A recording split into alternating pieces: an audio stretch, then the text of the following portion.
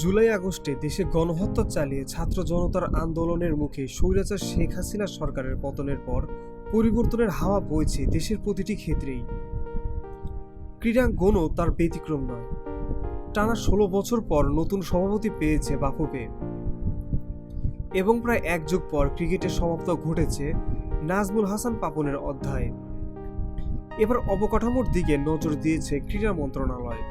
কিছুদিন আগে এক সংবাদ সম্মেলনে দেশের জেলা ও বিভাগীয় পর্যায়ের প্রতিটি স্টেডিয়াম সংস্কার হবার কথা জানিয়েছিল অন্তর্বর্তীকালীন সরকারের যুব ও ক্রীড়া উপদেষ্টা আসিফ মাহমুদ। যা শুরুটা হয়েছে নাম দিয়ে। দেশের ৩টি স্টেডিয়ামের নাম পরিবর্তন করেছেন তিনি। গত বৃহস্পতিবার ১৪ই নভেম্বর এক বিবৃতিতে এই তথ্য নিশ্চিত করেছে জাতীয় ক্রীড়া পরিষদ, যেখানে ছাত্র জনতার আন্দোলনে শহীদদের স্মরণ করা হয়েছে। ৩ স্টেডিয়ামের প্রথমেই রয়েছে কুষ্টিয়ার শেখ কামাল স্টেডিয়াম, যার নাম পরিবর্তন করে রাখা হয়েছে শহীদ আবরার ফাহাদ স্টেডিয়াম। দ্বিতীয়ত রয়েছে টাঙ্গাইল জেলার স্টেডিয়াম, এটির নাম পরিবর্তন করে রাখা হয়েছে শহীদ মারুফ স্টেডিয়াম।